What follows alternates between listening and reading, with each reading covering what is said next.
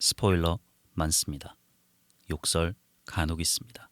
청취에 주의하시길 바랍니다.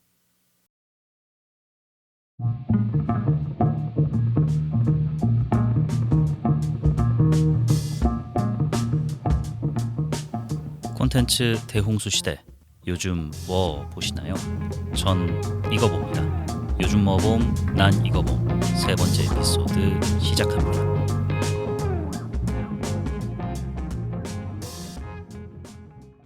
안녕하세요. 요즘 뭐 봄, 난 이거 봄, 요봄 난 봄의 진행자 롤린스입니다. 두 번째 에피소드로 다뤘던 퓨리오사 매드맥스 사가가 지난 주말과 요 며칠 사이에 선전하길 바랬는데 아쉽게도 그러질 못하고 있네요.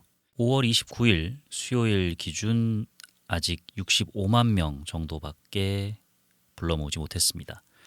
전작 분노의 도로는 400만 관중을 기록했는데 당연히 좀 못 넘을 것 같고, 이번 주에 개봉한 설계자 그리고 다음 주에 개봉할 원더랜드 등 이제 한국의 탑스타들이 출연한 작품들이 대기 중이라서 200만 관객도 좀 힘들 것 같아요. 근데 100만은 뭐 어찌저찌 넘길 것 같습니다. 왜냐하면 제가 설계자를 봤는데 그렇습니다. 자세한 거는 이제 다음 에피소드에서 말씀드리도록 하겠습니다.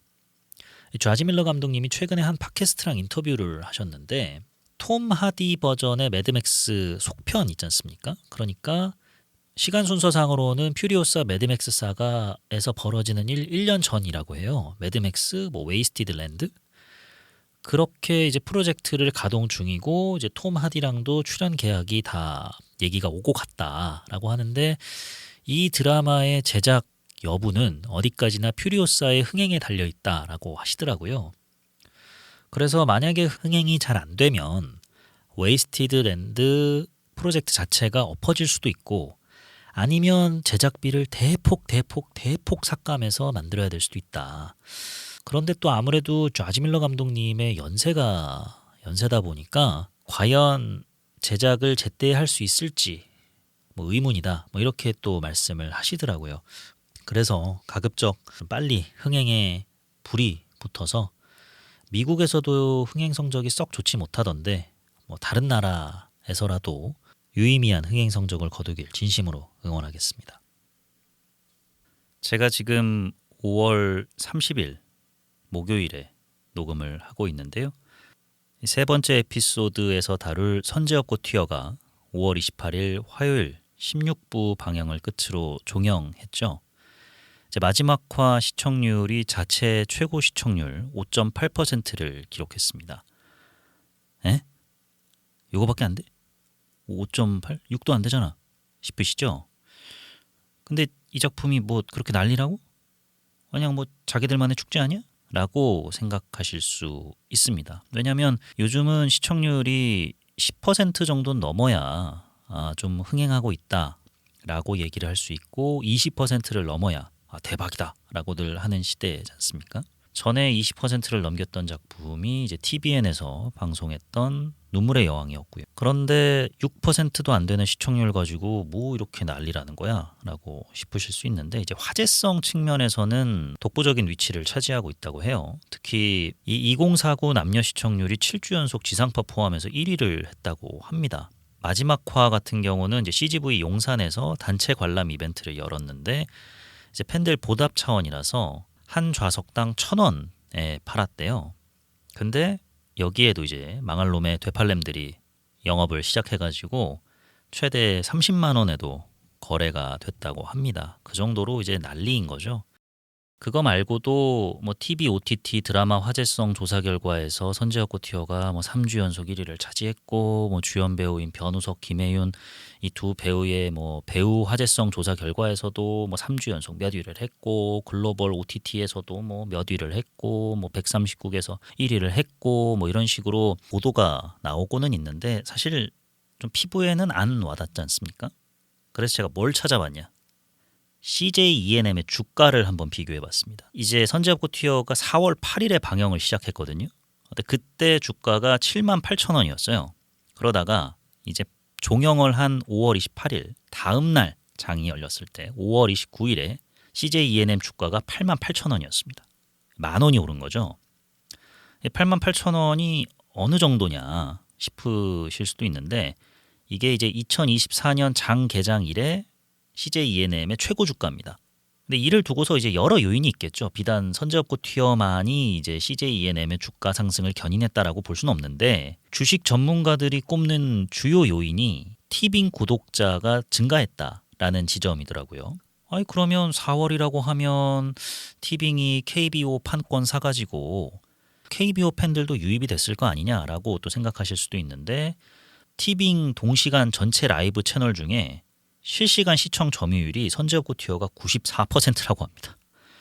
그러니까 그 정도로 압도적인 점유율을 갖고 있다 보니까 이 티빙의 어떤 구독자 상승, 견인 효과 하는 데 있어서 선제업고 투여가 큰 역할을 차지했다라고 보는 게 이상한 추론은 아닐 것이다라고 저는 생각을 합니다.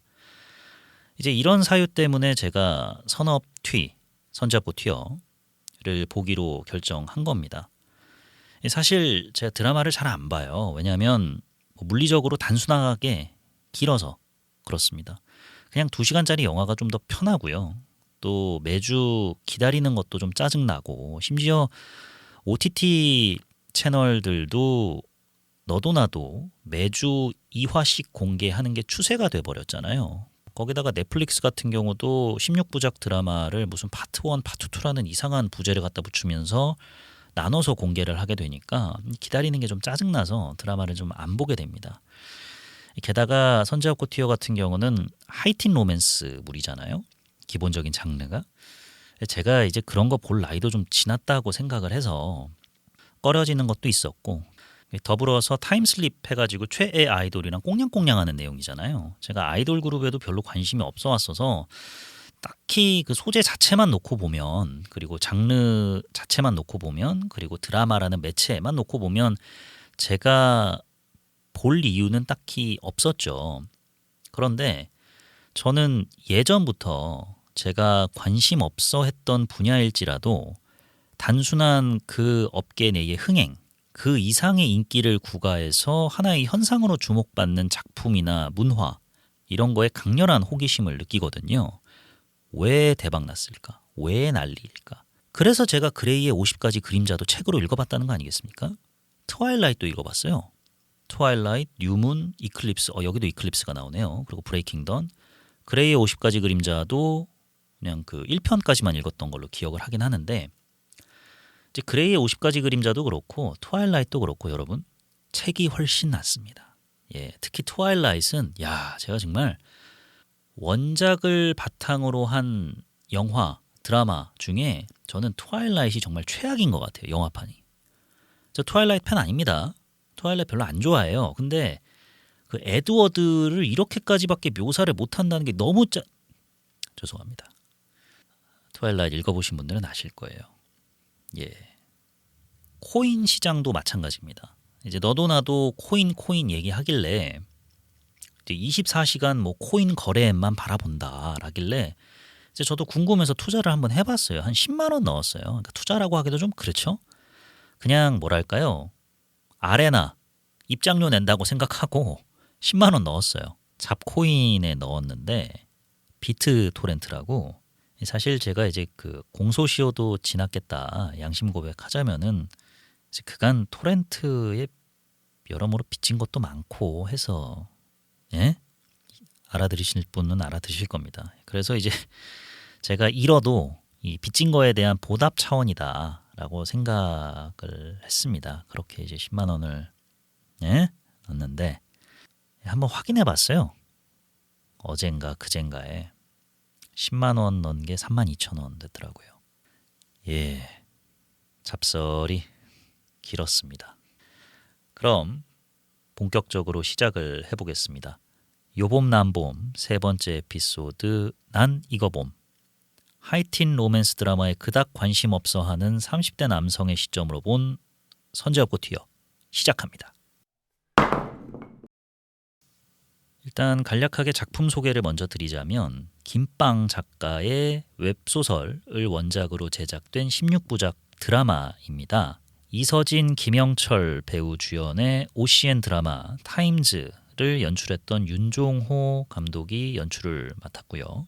동명의 웹툰을 원작으로 만들어진 TVN 드라마 여신강림을 집필한 이시은 작가가 본 드라마의 극본을 맡았습니다. 이제 출연 배우로는 김혜윤, 변우석, 송건희, 김원혜, 정영주 이 배우들이 나오는데요.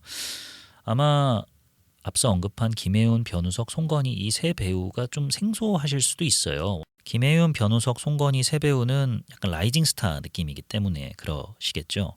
그래도 이제 스카이캐슬을 보신 분들이라면 강혜서 캐릭터 기억하실 겁니다. 그 강혜서 역할을 맡았던 배우가 바로 김혜윤 배우고요.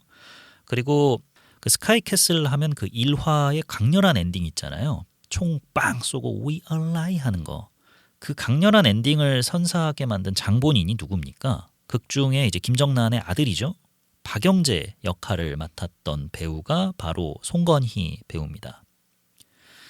그리고 아마 힘센 여자 강남순을 보셨던 분들이라면 거기에 이제 빌런으로 나왔던 류시오 역할을 변우석 배우가 맡았습니다. 그 밖에도 이제 변우석 열풍을 타고서 재개봉한다고 하는 소울메이트에도 변우석 배우가 나오긴 했는데 사실 그 김혜윤 배우도 그렇고 변우석 배우도 그렇고 송건희 배우도 그렇고 나름 활동한 지는 꽤 됐더라고요. 단순히 데뷔한 지 1, 2년 차 된 배우들이 아니라 적어도 5년 이상은 된 배우들인데 그동안 뭐 이런저런 드라마나 영화에 주조연으로 나오긴 했습니다만 이번처럼 선업튀처럼 엄청난 관심을 받았던 적은 없죠. 네, 줄거리 요약을 해보도록 하겠습니다. 이게 16부작 드라마라 물리적으로도 워낙 방대한 내용인데 거기다가 중간중간에 아주 사소한 요소나 표정이나 장치들이 극 감상하는 데 큰 영향을 끼쳐서 제가 이거를 또 일일이 또 설명을 드린다는 것도 감상을 방해하는 걸 수도 있고 나아가서 너무 디테일하게까지 파고 들어가는 걸 수도 있어서 1, 2화 정도만 제가 요약을 하도록 하겠습니다. 이제 그 다음에는 대충 유추가 가능하실 거예요. 그런데 뭐가 그렇게 뭐 디테일한 요소가 많다는 거야? 그건 시청을 해보시면 아시게 될 겁니다. 이 드라마는 2009년 한 병실을 보여주면서 시작을 합니다.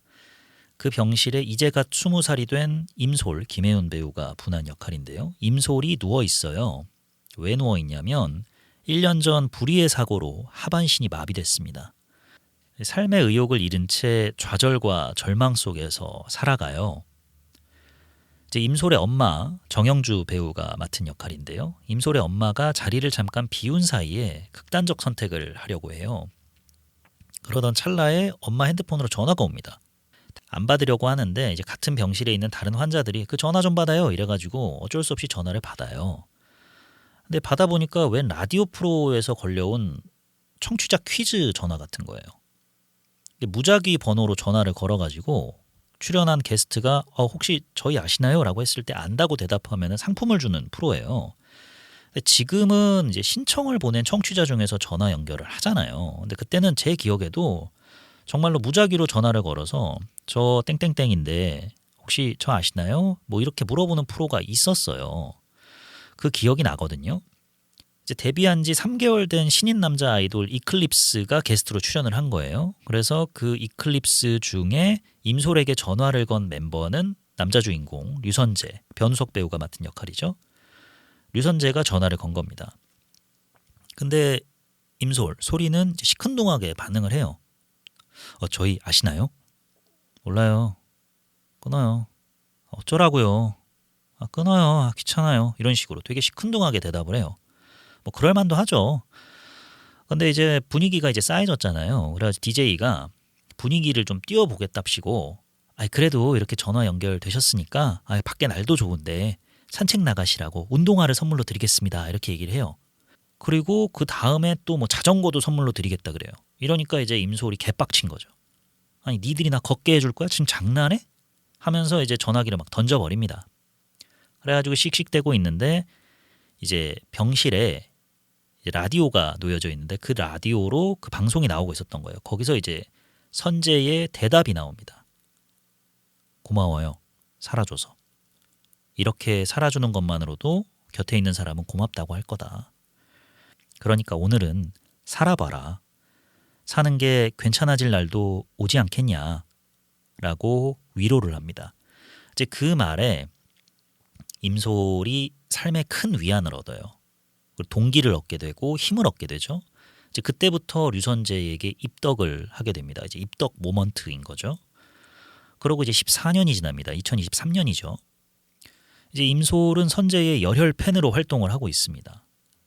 얼마나 이제 열성 팬이냐면 자기 방을 뭐 선재 포스터 굿즈로 채워놓은 건 이제 기본이고, 심지어 선재가 고등학교 시절 차던 시계가 팬 경매에 나왔을 때 300만 원을 주고 살 정도로 지출에도 거리낌이 없어요. 이제 그러던 어느 날 이제 이클립스 콘서트장에 갑니다. 친구랑 같이 가는데 뭐 이래저래 해가지고 콘서트를 못 봐요. 이제 같이 갔던 친구랑 연락도 잘 안 돼요. 휠체어를 타고 집으로 가던 중에 이 전동 휠체어 배터리가 방전이 됩니다. 어쩌지 얘 왜 전화 안 받아 이러고 있는데 갑자기 눈앞에 선재가 나타나는 거예요. 내 최애가 내 앞에 나타나니까 소리 입장에서는 어떻겠어요? 막 당황스럽죠. 그러면서 한편으로는 기쁘기도 하고 이거 싫어하냐? 라는 생각도 들고 하니까 막 환희의 눈물을 흘려요. 그때 이제 류선재의 명대사가 나옵니다. 근데 왜 울지? 내가 안 울렸는데. 네, 제가 최대한 살려보려고 했는데 어쩝니까? 제가 변우석이 아닌데. 뭐 그냥 감안하고 들으세요. 예, 아주 정말 심쿵하는 모먼트죠. 그러면서 이제 선재가 태워줄까요? 라고 했는데 마침 그때 친구가 와요. 그래가지고 친구 차를 타고 귀가를 합니다. 얼마나 기분 좋은 날이에요. 다른 선재 팬들한테 이 얘기를 말해도 아무도 안 믿어줄 거고, 근데 나만 알고 있는 정말 너무나도 짜릿하면서도 기분 좋은 추억이잖아요. 그렇게 와가지고 오늘 콘서트가 어땠네, 뭐 오늘 방금 만났던 선재가 어땠네 이러고 있는데 갑자기 이제 팬 단톡방 이런 게 있지 않습니까? 거기에 띠링띠링망 단톡방이 완전 불이 나요. 뭐야 하고 봤더니 류선재가 자살을 한 것 같다. 그래서 지금 인근 대학병원으로 후송 중이란다 라는 카톡이 막 빗발칩니다. 뭐 사진 같은 것도 올라오고요. 난리가 나요.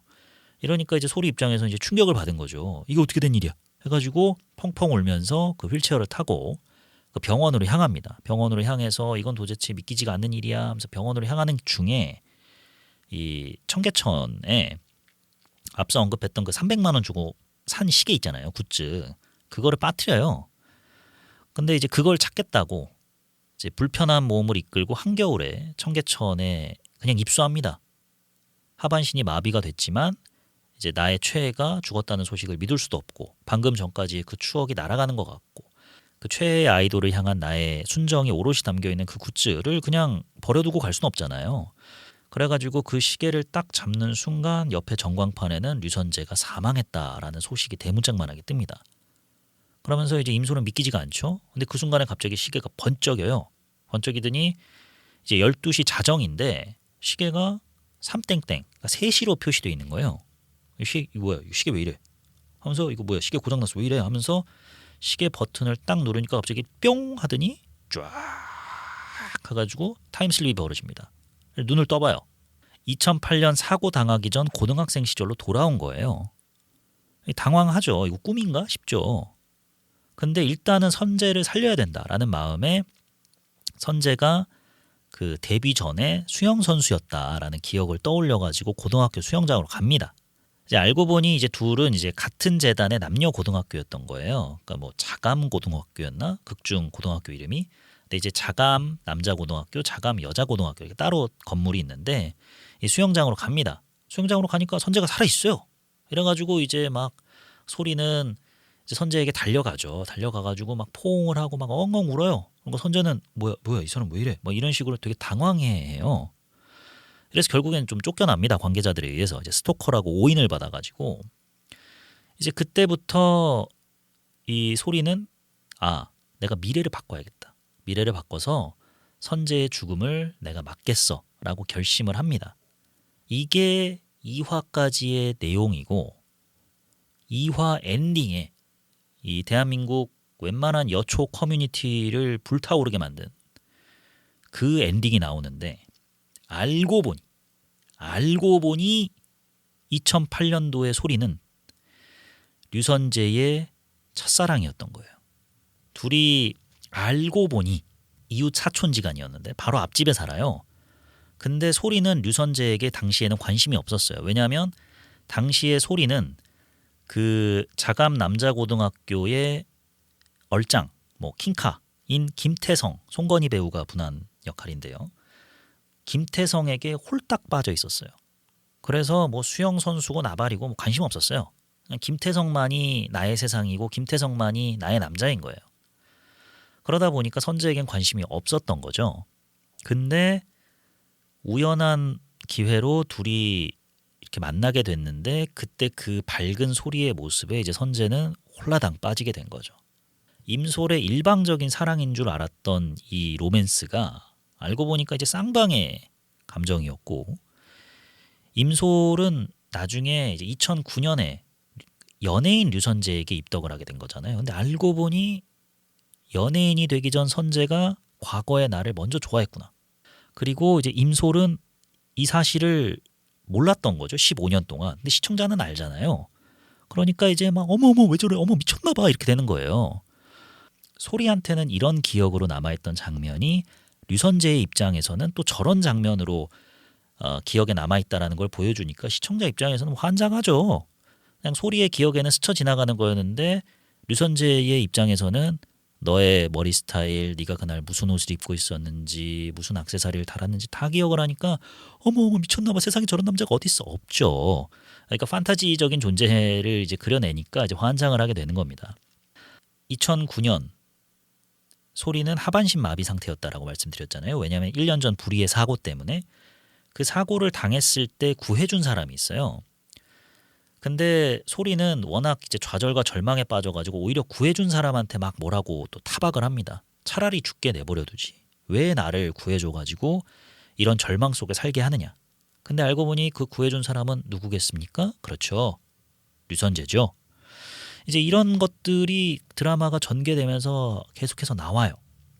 그러니까 15년 동안 임솔만 바라본 류선재의 순애보, 이게 이제 드라마가 쭉 한 16화 뭐까지 나아가는 데 있어서 이어집니다. 근데 거기 말고도 이제 이렇게만 하면은 그냥 둘이 사귀었다가 헤어졌다가 사귀었다가 헤어졌다가 아유 뭐 그냥 뻔한 삼각관계 로맨스야? 그런 것도 아니에요. 약간 그 동백꽃 필 무렵인가요? 그 공효진 배우랑 강하늘 배우가 나왔던 드라마, 그 드라마에 있는 요소처럼 이 선재의 죽음이 이제 자살 추정이라고 했는데 알고 보니 거기에 연쇄살인마가 얽혀 있는 건 아닌가. 그리고 이 연쇄살인마가 알고 보니 소리를 하반신 마비 환자로 만들어버린 불의의 사고의 가해자 아닌가 하는 이런 요소들이 버무려지면서 스릴러적인 긴장감도 주어집니다. 그래가지고 쭉 이제 16부작까지 이어지는 거예요. 사실은 15부작이라고 봐도 무방합니다. 15부작 됐을 때 웬만한 게 다 끝나요. 그리고 16부작은 사실상 저는 제가 봤을 땐 서비스적인 느낌이었는데 그렇게 드라마가 마무리가 됩니다. 여기까지가 대충의 이제 줄거리를 요약해서 여러분들이 예상하실 수 있게 설명을 드렸습니다. 타임슬립물이다 보니까 기본적인 어떤 시간에 대한 설정이 되게 중요하잖아요. 내가 과거에서 이런 행동을 하면 미래는 어떻게 되는 거지? 평행우주인가? 어벤져스야? 뭐 이런 생각이 이제 드실 법도 한데, 일단 기본적인 큰 대설정은 과거로 돌아간 소리가 미래에 발생한 일을 얘기하면 소리를 제외한 모든 사람이 시간이 멈춥니다. 그러니까 2008년이니까 아직 오바마가 대통령이 되기 전이에요. 근데 오바마 미국 대통령 된다라고 얘기를 하면 주변의 시간이 다 멈춥니다. 그리고 소리가 그 문장을 끝맺는 순간 다시 주변 사람들의 시간은 시작이 되는 거예요. 그러면서 소리가 내가 한 얘기 못 들었어? 그러면 뭐 너 가만히 있었잖아. 이런 식으로. 이게 또 코미디 요소로도 좀 활용이 됩니다. 이제 소리가 선재 방에 들어가 가지고 뭐 물건 같은 거를 가져오거나 뭐 이래야 되는데, 그때 이제 선재 아버지인 김원혜 배우한테 들킬까봐 현빈 손예진 결혼한다 뭐 이런 식으로 계속해서 막 미래를 말하면서 시간을 멈추게 만들고 그동안 이제 소리가 움직이기는 그런 연출 장면도 나와서 코미디적인 요소로 작용하기도 하고요.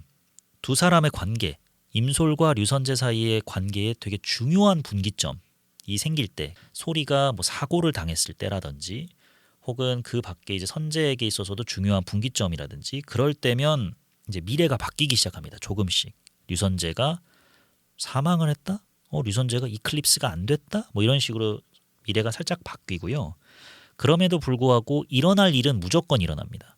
이제 선재가 데뷔하기 전에는 수영 선수였다고 말씀을 드렸잖아요. 그런데 선재가 수영 선수를 그만두게 된 이유가 이제 부상에서 완벽하게 회복되지 않았는데 무리하게 경기에 출전을 했다가 이제 어깨가 완전히 이제 아작이 나는 거예요. 그래서 더 이상 선수로서는 활동할 수 없게 돼서 이제 선수 생명이 끝이 나고 그러다가 이제 밴드부인 친구, 절친인 친구와 조인을 해가지고 뭐 이래저래 해가지고 아이돌이 됐다 이런 내용인데 이제 소리는 그러면 선재가 아이돌이 되는 거를 막으면 되겠다. 어떻게든 계속해서 수영 선수 생활을 오래 할 수 있게 하면 되는 거 아니야? 라고 해가지고 어떻게든 그 문제의 대회에 출전하지 않게 하려고 하는데 뭐 이래저래 가지고 결국에 출전을 하긴 해요. 근데 이제 선재가 그 소리의 어떤 진심 이런 거에 좀 동화돼서 내가 자신 있다. 걱정하지 말아라. 내가 그래도 뭐 살살할게. 약간 이런 식으로 이제 얘기를 합니다. 부상을 안 입어요. 소리도 약간 이상해하죠. 근데 아유 뭐 이런 거 뭐 신경 써. 어차피 부상을 안 입었다는 게 중요하지 뭐 했는데 얼마 뒤에 선재가 훈련을 하는 도중에 어깨에 통증을 느끼고 어깨가 선수로서는 기능을 할 수 없게 됐다라는 의사의 진단을 받게 되죠. 그래서 일어날 일은 무조건 일어난다라는 그런 대전제가 있습니다. 이제 이런 거를 바탕으로 이제 드라마는 진행이 되고요. 그럼 이제 드라마를 제가 16부작을 쭉 보면서 느꼈던 좋았던 점과 아쉬웠던 점, 그 중에서도 좋았던 점 먼저 말씀을 드리도록 하겠습니다. 우선 가장 좋았던 점은 정말 너무너무 좋았던 점은 PPL이 거의 없어요. 그래서 몰입감을 해치지 않습니다. 여러분 미생하면 뭐가 제일 먼저 떠오르십니까?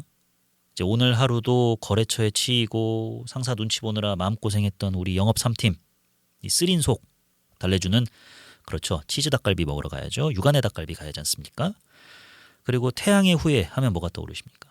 대한민국 안보 수호하느라 불철주야 긴장해야 하는 우리 군인들 운전하는 순간만큼은 마음 편히 여자친구랑 뽀뽀하게 해주는 제네시스 자율주행 떠오르지 않습니까? 정말 일론 머스크가 아마 그 드라마를 보고 감명받아서 테슬라의 자율주행 기능을 어떻게든 개발하려고 하지 않았나라는 생각을 하고요. 스토브리그 하면 뭐가 제일 떠오르십니까? 그렇죠. 이 스토브리그에서 남궁민이 맡은 팀이 구단 재정이 좀 열악하지 않습니까? 그게 왜 열악한 줄 아십니까? 직원들이 맨날 회식을 곱창 이야기에서 하기 때문이에요. 그냥 삼겹살 먹지. 맨날 한우 곱창 먹어. 그러니까 구단 재정이 열악할 수밖에 없죠. 법인 카드가 나만 압니까? 이런 것처럼 이 각종 PPL들이 드라마를 감상하는데 꽤나 좀 방해 요소로 작용을 하지 않습니까? 근데 선업튀에는 PPL이 거의 없어요. 뭐 홍삼 스틱, 뭐 갤럭시 폰 쓰는 주인공, 메가커피, 뭐 벤츠, 서브웨이 등 이제는 외국인들마저도 아는 그런 K 드라마 속에 PPL 단골 손님들 포함해가지고 그 어떤 간접 광고가 없습니다. 그래서 흐름을 방해하지 않아서 계속 집중하면서 볼 수가 있어요. 한번 생각을 해보세요. 선재가 박하사탕을 정말 좋아하거든요. 근데 선재가 좋아하는 사탕이 박하사탕이 아니라 정관장 홍삼 젤리였다면, 선재 아빠가 운영하는 갈비집이 명륜 진사갈비였다면 아마 조카 돌잔칫날 예정에 없던 상견례 자리 열렸을 때 이제 선재 아빠가 저희 매장에 이번에 새로 나온 후려 페퍼 스테이크 드셔보실랍니까? 이런 장면이 무조건 나왔을 겁니다. 그리고 저는 삼성전자가 갤럭시 폰을 출시한 이래 TV로 방영된 한국 드라마에서 아이폰 쓰는 주인공 처음 봤어요. OTT로 공개되는 드라마에서는 남녀 주인공이 아이폰을 쓰는 경우가 덜어 있긴 합니다만 TV로 방영되는 드라마에서는 무조건 최신형 갤럭시 폰 나와야 되거든요. 그리고 국중에서 또 류선재가 톱스타니까 얼마나 또 광고 끼워 넣기가 좋습니까? 아마 분명히 갤럭시 뭐 AI 동시통역 기능 같은 거 활용해가지고 내가 지금 스팔버그 감독님이랑 통화했어. 뭐 크리스토퍼 눌런 감독님이랑 내가 통화했어. 뭐 이런 장면 분명히 나왔을 거예요. 근데 안 나옵니다.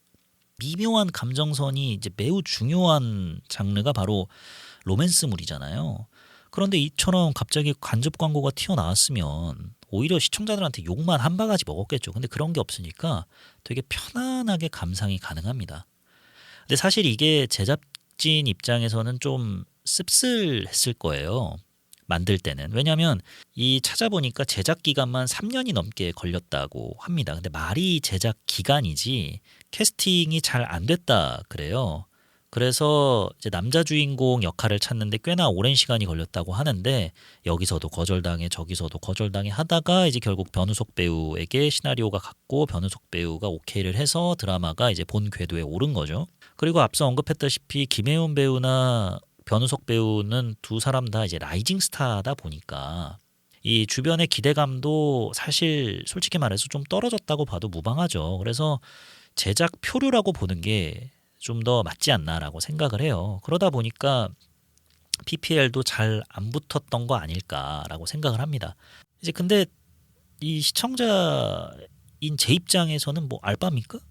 뭐 그건 뭐 제작진들 뭐 고생하시는 거는 뭐 수고하시고요. 제가 보는데 입장에서는 너무 편하니까 두 캐릭터의 감정을 오롯이 느끼는데 크게 작용을 했다라고 생각을 합니다. 이제 앞으로 제작될 한국 드라마들에게 있어서 좀 좋은 선례로 남기를 좀 바라는 마음도 내심 들었습니다.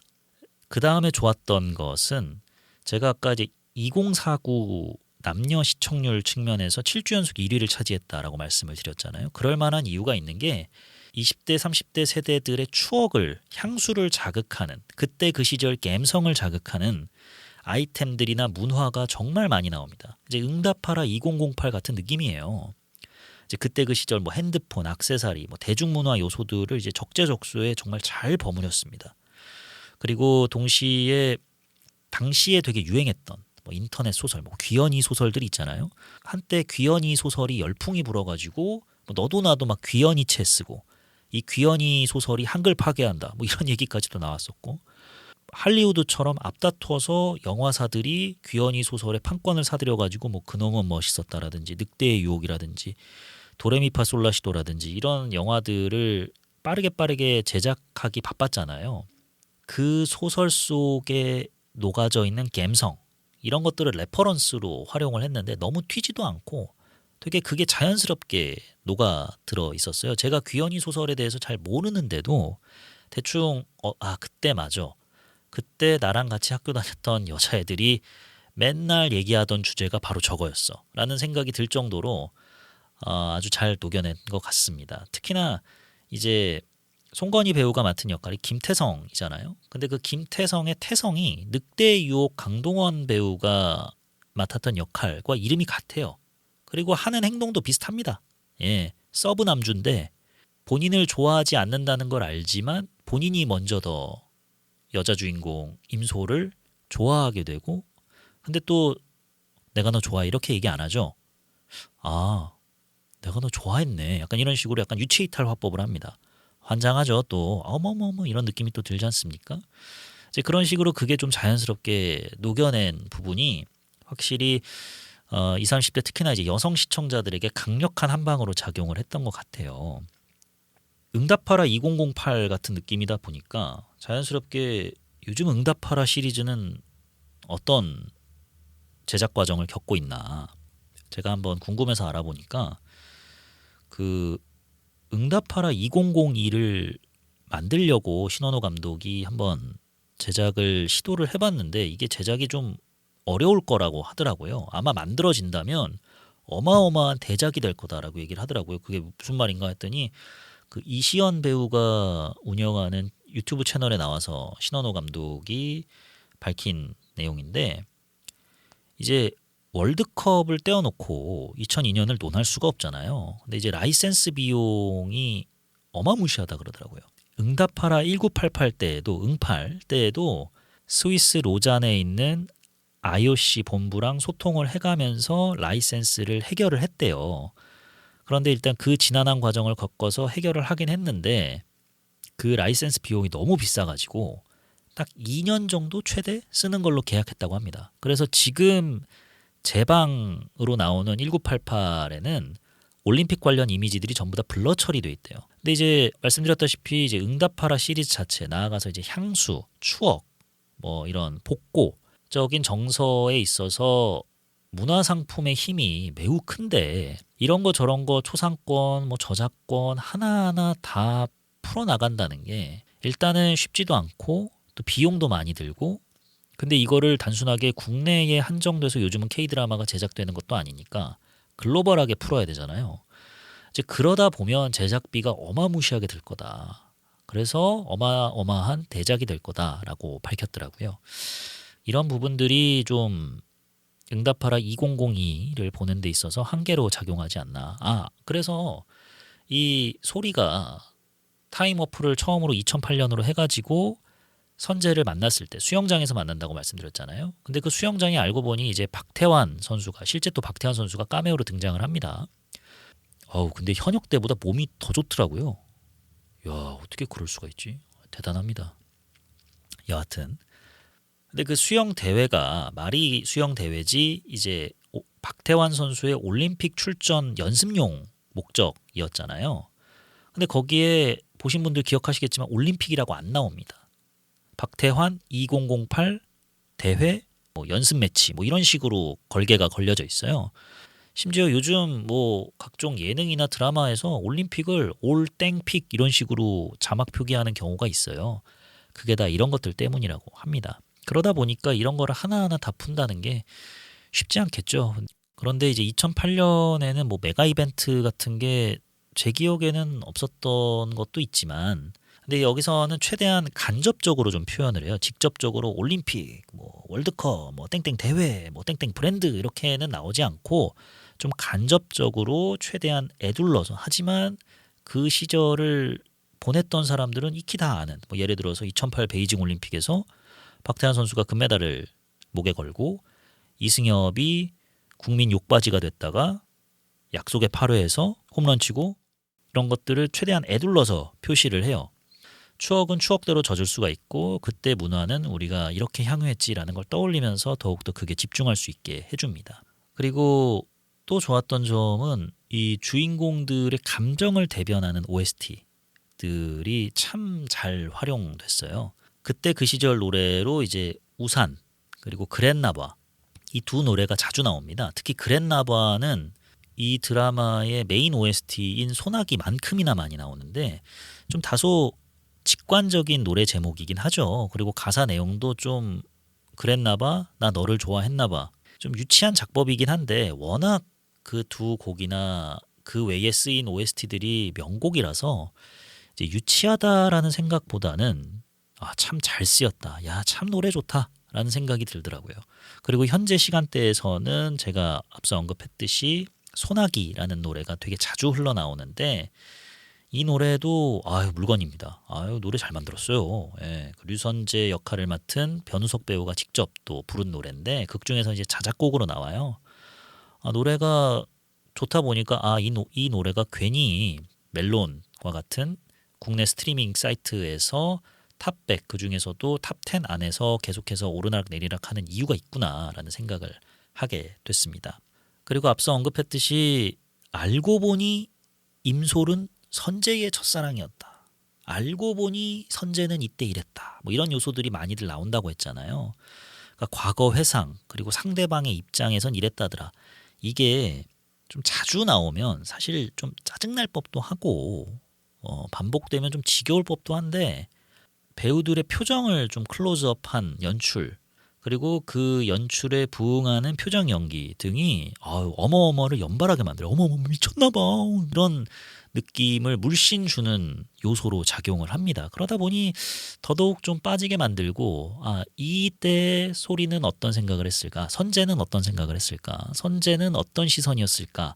선재는 무슨 생각을 했을까를 좀 떠올리게 만들다 보니까 더더욱 이 류선재라는 캐릭터에 입덕을 하게 되는 것 같습니다. 근데 저는 이제 드라마를 다 보고 난 다음에 든 생각이 이 드라마에서 가장 빛난 존재는 당연히 변우석 배우겠지만 이 변우석 배우를 비춘 김혜운 배우가 이 드라마의 진정한 히로인이다라는 생각을 하게 됐어요. 아마 차세대 로코 킹메이커로 김혜운 배우가 우뚝 솟아오르지 않을까라는 생각을 합니다. 왜냐하면 일단 물리적으로도 김혜원 배우가 너무너무 고생한 게 느껴져요. 임솔 시점으로 극이 진행되고 류선재와 꽁냥꽁냥 한 다음에는 이제 서브 남주인 김태성하고 티격태격해야 되고 빌런이랑 뭐 맞닥뜨리네 빌런이 어떻게든 선제를 해코지하지 않게 막아야 되네 하다 보니까 김혜훈 배우가 정말 동분서주해요. 약간 연기 차력쇼 같다는 느낌도 많이 들고 거의 16부작 내내 안 우는 장면이 하나 없고요. 그러다 보니 정말 배우가 고생 많이 했겠다라는 생각이 듭니다. 근데 그 와중에 또 발음이 너무 좋아요. 예. 발음이 너무 좋아서 자막 없이도 딱딱 이 귀에다가 때려 박더라고요.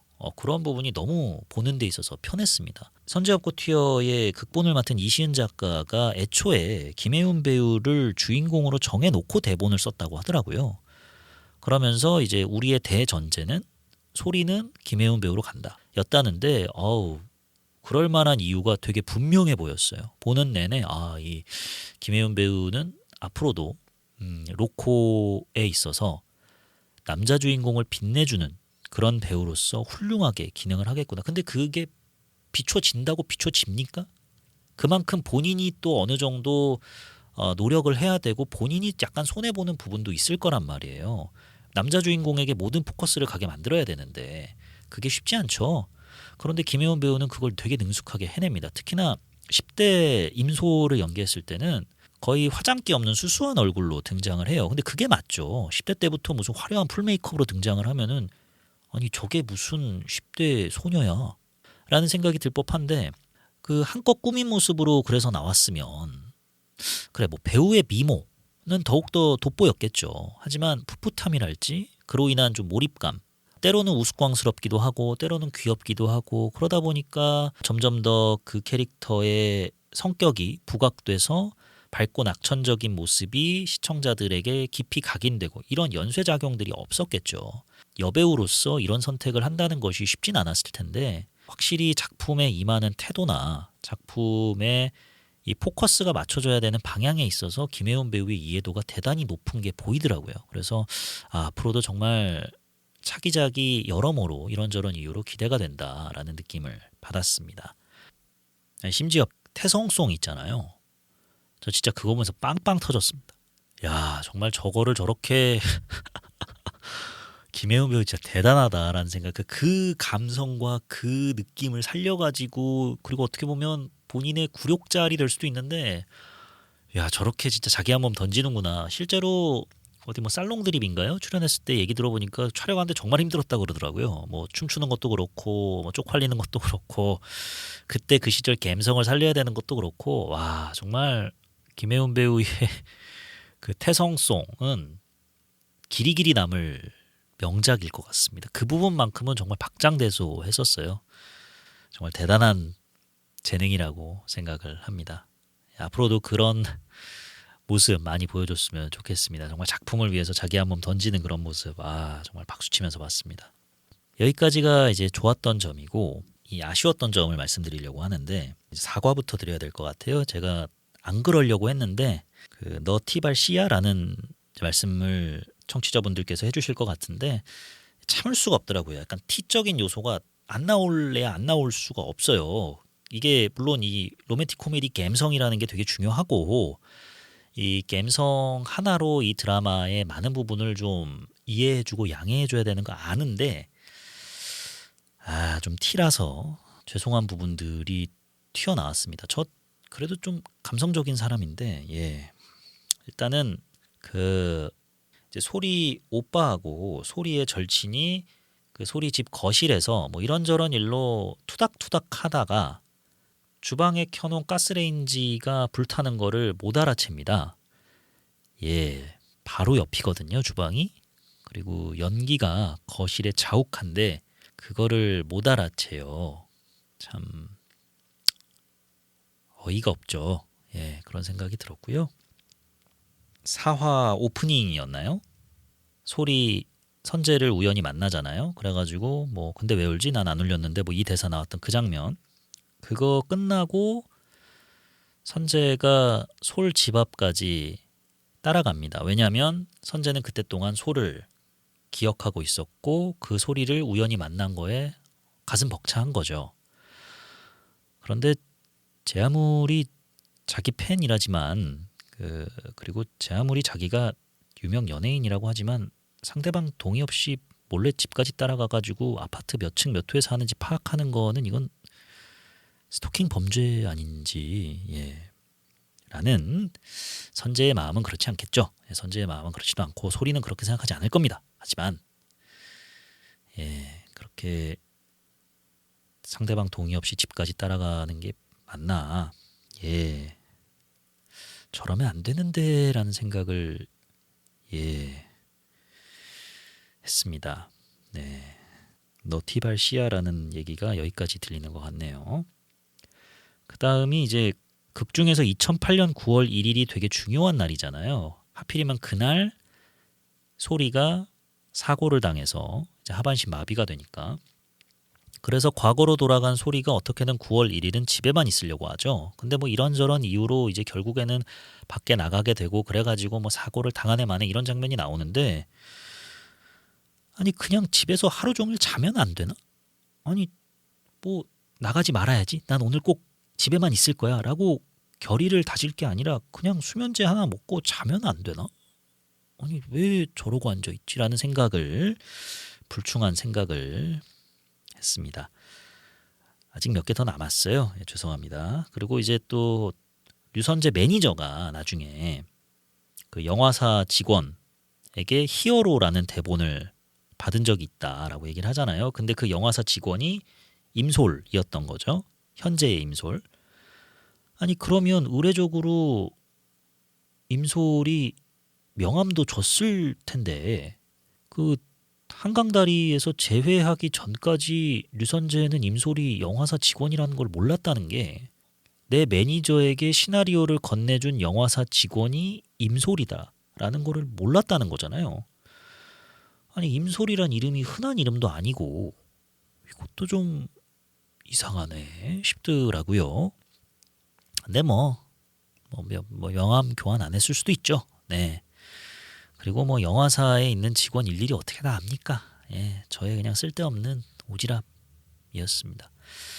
근데 그 한강다리에서 재회할 때도 좀 그래요. 시종일관 그 류선재 태운 밴 차량이 오나 안 오나 차가 오는 방향만 소리가 지켜보고 있는데 그 큰 벤츠 밴이 자기를 지나가는 걸 못 봤다는 거잖아요. 그걸 못 보고 자기 뒤에서 류선재가 뭐 이제 전화 걸고 그때까지 몰랐다는 게, 그렇습니다.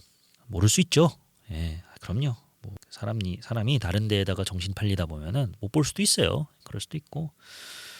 아니 그리고 연쇄살인마 상대할 때 그냥 미래에 벌어진 일, 뭐 문재인이 대통령 된다, 박근혜 탄핵된다, 윤석열 대통령 된다, 뭐 이런 얘기하면서 시간을 벌고 도망가면 되지 않나라고 생각이 드는데 왜 안 그러는지도 궁금하고, 참 그런 요소들이 있었어요. 근데 저 같은 사람이 뭘 알겠습니까?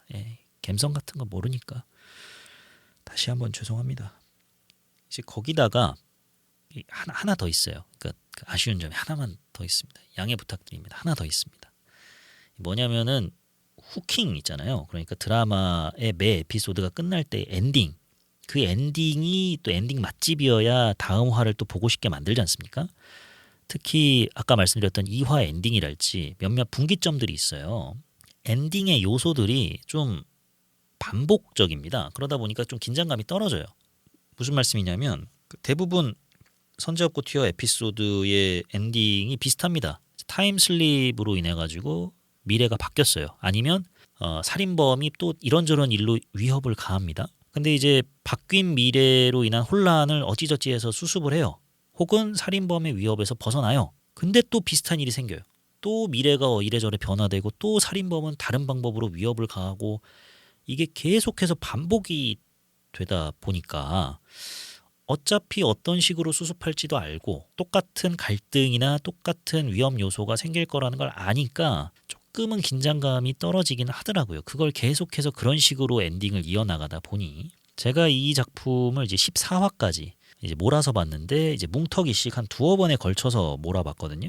근데 이제 다음 회차가 너무너무 궁금해가지고 참을 수가 없어서 다음 에피소드를 클릭했다라기보다는 그래도 이제 팟캐스트에서 다뤄야 되니까, 그리고 이 작품이 왜 흥행했을까를 이제 곱씹어 보려고 다음 에피소드를 클릭했던 거지, 그게 아니었다면은 좀 맛만 보고 말았을 것 같긴 해요. 대충 이래가지고 사람들이 좋아하는구나 하고 이제 말았을 것 같은 가능성이 높았는데, 팟캐스트 하길 잘했죠. 예, 이런 좋은 드라마도 덕분에 16화까지 감상하게 되고, 예, 그렇습니다. 그래서 이제 제가 생각하는 아쉬웠던 점은 여기까지고요. 그리고 이제 좋았던 점에 제가 이 드라마가 왜 흥행을 한 건지 이제 좀 간접적으로 말씀을 드렸잖아요. 근데 이건 어디까지나 이 드라마에 정말 열화 같은 성원과 지지를 보내는 2030 여성이 아닌 사람의 입장이다 보니까 온전하게 이제 이 작품이 흥행하게 된 좀 세밀한 이유에 대해서는 설명이 부족할 것 같아서 그 90년대생 여성 지인에게 물어봤어요. 이 드라마를 또 너무나도 좋아하시더라고요. 그래가지고 이 드라마의 흥행 요인이 뭐라고 생각하냐라고 하시니까 그분이 정말 저는 감히 생각도 못했던 지점들을 많이 말씀을 해주셔가지고 여러분께 꼭 들려드리고 싶었습니다. 일단은 이 10대 시절 임솔과 류선재의 풋풋한 로맨스, 이게 단순히 그냥 둘이 좋아 죽는다가 아니라 서로를 향한 좀 구원, 물리적으로 구원을 하려는 것도 있지만 정서적으로 보듬어주고 치유해주고 이런 서로를 향한 응원이 10대 때만 좀 가능한 게 있지 않느냐. 그 깨끗한 감정으로 서로를 향한 그 응원을 보내는 모습이, 그 부분이 또 한편으로는 나의 10대 시절을 떠올리게 만들었다. 그리고 두 번째가 그간 흥행에 성공한 첫사랑 소재 작품들이 거진 다 남성의 시선이었다는 거예요. 그 시절 우리가 좋아했던 소녀, 말할 수 없는 비밀, 그리고 우리나라 작품 중에는 건축학개론, 이런 것들이 전부 다 이제 남성의 시선으로 바라본 그때 내가 좋아했던 여학생들을 담고 있다는 거죠. 근데 이제 선재는 일단 시작이 임솔, 여성의 시선이고, 그리고 나아가서 나를 바라보는, 그러니까 여자인 나를 바라보는 선재의 시선을 담고 있다 보니까, 특히나 이 시선간 또 얽히고 설키게 만드는 연출이 시청자 환장하게 만드니까 이 부분이 좀 새롭게 느껴졌고, 이 부분이 훨씬 더 몰입감을 드높였다라고 하더라고요. 이와 비슷한 작품이 떠오르는 게 예전에 나의 소녀시대, 이것도 역시 대만 영화인데, 나의 소녀시대가 개봉을 했을 때도 왕대륙이 되게 잘 나갔잖아요. 우리나라에 왜 내한도 하고 한때 짧게나마 왕대륙 열풍이 불었었는데, 이런 것들이 다 좀 맥이 닿아 있는 부분이 아닌가라는 생각을 합니다. 마지막으로 이 지인분께서 말씀하셨던 게, 요즘 하이틴 하는 게, 혹은 학교를 다룬 드라마나 영화들이 진짜로 풋풋하고 설레는 감정을 담았다고 볼 수 있느냐. 화장하고 하이힐 신고, 아니면은 그냥 기성세대가 정의 내린 요즘 애들로 점철되어 있는 평면적인 캐릭터들이 되게 많았다. 그래서 정작 당사자들은 어이없어서 안 보지 않느냐. 근데 이건 저도 진짜 공감을 하는 게, 제가 어렸을 때 학교 다닐 때 그때 저희 부모님이 드라마에 비춰진 학교 모습을 통해서 저의 학교 생활을 유추하셨어요. 특히 학교 시리즈들이 있었잖아요. KBS에서 방영됐던 김우빈, 이종석 나왔던 그런 시리즈물들. 그걸로 요즘 학교도 저러니? 너도 저런 환경이니? 라고 물어보셨던 적이 있어요. 이 부모님이 너무 좁은 시야다라기보다는 부모님 입장에서는 그러실 수밖에 없죠. 그런데 정작 제가 그러면 학교 시리즈물들을 챙겨봤느냐? 기똥차서 안 봤거든요. 말 같지도 않은 소리 하고 있네? 라는 생각이 안 봤어요. 아니, 세상에 어느 미친놈이 자기 좋아하는 여자한테 나 너 좋아하냐 이딴 소리 합니까? 그리고 세상에 어느 미친 학교가 My name is Prince Song. Do you know me? Are you Prince Song?